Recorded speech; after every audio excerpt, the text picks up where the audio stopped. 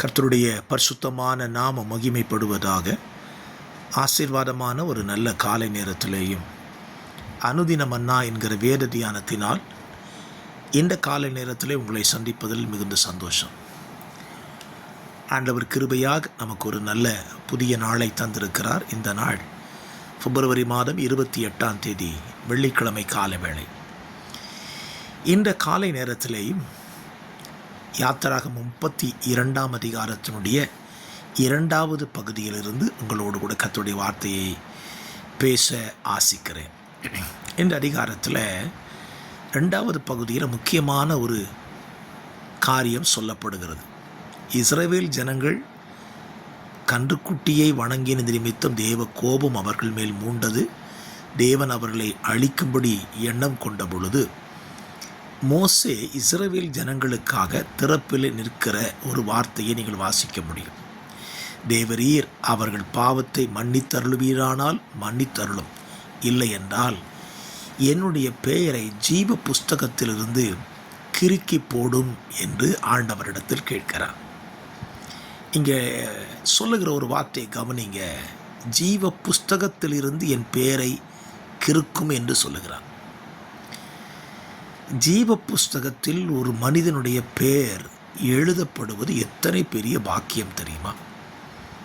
வேத புத்தகத்தில் முதல் தடவையாக ஜீவ புஸ்தகம் என்கிற ஒரு வார்த்தை மோசேயின் வாயின் வழியாக இந்த அதிகாரத்தில் தான் வருகிறது.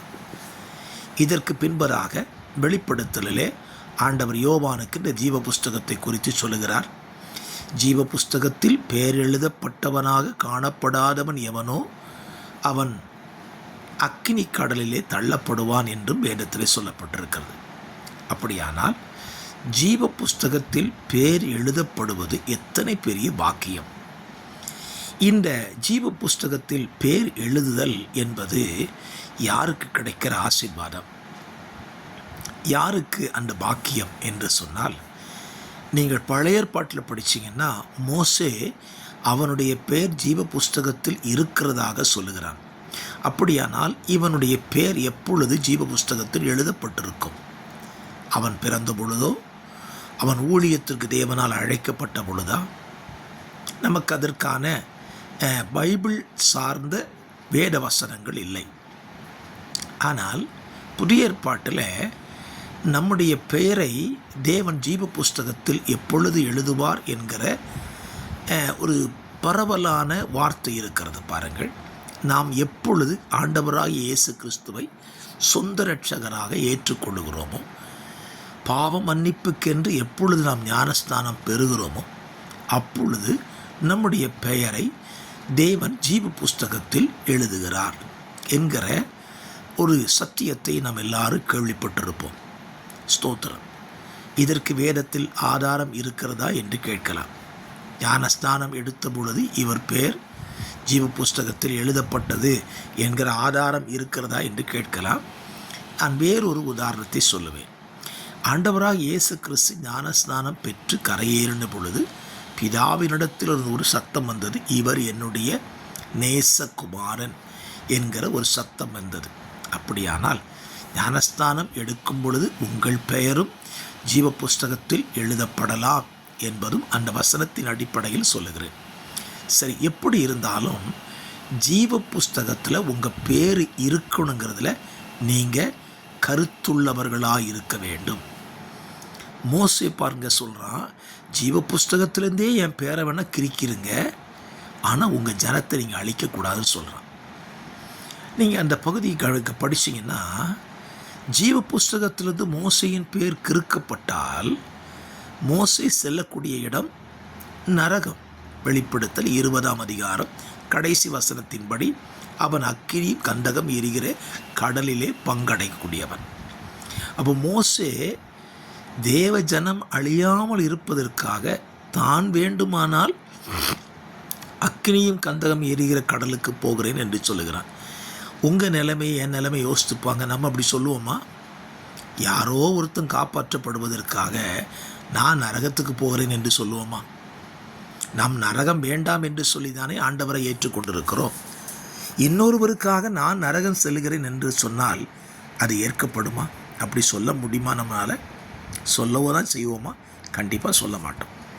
ஏனென்றால் நான் பரலோகம் செல்ல வேண்டும், நான் நித்திய ஜீவனை சுதந்திரித்து கொள்ள வேண்டும், இதற்கு எந்த காம்ப்ரமைஸும் நான் பண்ணவே மாட்டேன்னு சொல்லுவோம். ஆனால் மோசே சொல்கிறான் பாருங்கள், நான் நரகத்துக்கு போக வேண்டியது வந்தாலும் சரி, உங்கள் ஜனத்தை நீங்கள் அழிக்கக்கூடாது. இதனால்தான் மோசையை குறித்து சங்கீதத்தில் எழுதப்பட்டிருக்கிறது, மோசே தேவனுடைய கோபத்தை ஆற்றும்படியாக திறப்பிலே நின்றான். அவன் எதுக்காக திறப்பில், எப்படி திறப்பில் நின்னா? தன்னை பணயம் வைத்து திறப்பில் நிற்கிறான். என்னை கேட்கிற அருமையான கர்த்தருடைய பிள்ளைகளே, இன்றைக்கும் தேவ ஜனங்களுக்காக தங்களையே பணயம் வைத்து திறப்பில் நிற்கிற அநேக பரிசுத்தவான்கள் இருக்கிறார்கள். அவர்களை தேவ ஜனங்கள் புரிந்து கொள்ளுகிறதில்லை.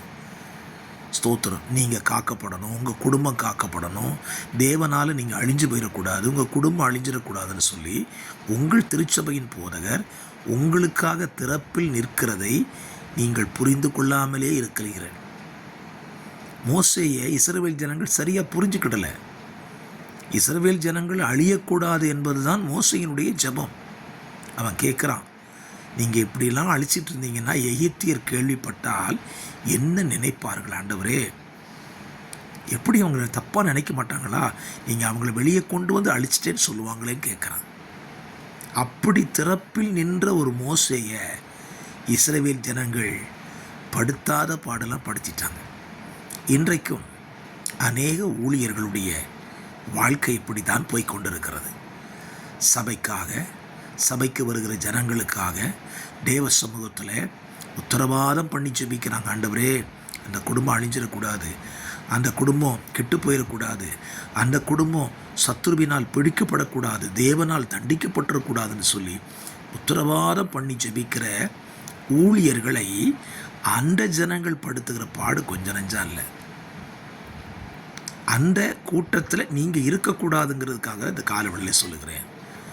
இந்த காலவெளியில் மோசையினுடைய அந்த தியாகமான ஒரு விண்ணப்பம், தேவன் அவனுடைய இருதயத்தை பார்த்து சொல்கிறாரு, மோசே, உனக்கு வேண்டுமா அந்த ஜனம் இவ்வளவு வேல்யூவாக இருக்கலாம், ஆனால் அவங்கள விட நீ எனக்கு ரொம்ப வேல்யூ. உன் பேரை நான் ஜீவ புஸ்தகத்தில் கிரிக்கிட்டா நீ நரகத்துக்குலாம் போயிடுவேன். ஆகவே நான் அப்படி செய்வதில்லை, ஜனங்களை அழிக்க மாட்டேன், யார் பாவம் செய்தார்களோ அவர்களை நான் தண்டிக்காமல் விட மாட்டேன்னு சொல்லி மோசேக்கு கர்த்தர் வாக்கு கொடுக்கிறார். என்னை கேட்கிற அருமையான கர்த்தருடைய பிள்ளைகளை, இந்த அதிகாலை நேரத்தில் கர்த்தருடைய வார்த்தையை நீங்கள் கேட்கும் பொழுது ஒரு காரியத்தை புரிந்து கொள்ளுங்கள்.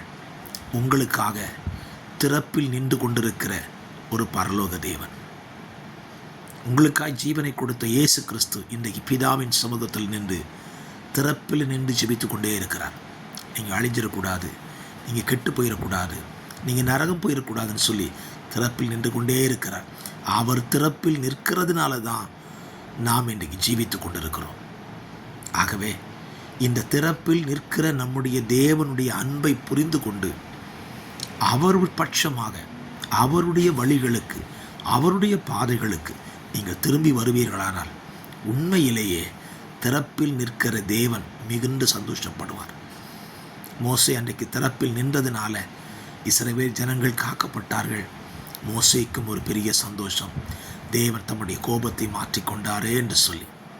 ஆகவே இந்த நாளில், இந்த மாதத்தினுடைய கடைசி நாள் இது, வருஷத்தினுடைய 2 மாதங்களை நம்ம ஓடி முடிக்க போகிறோம்.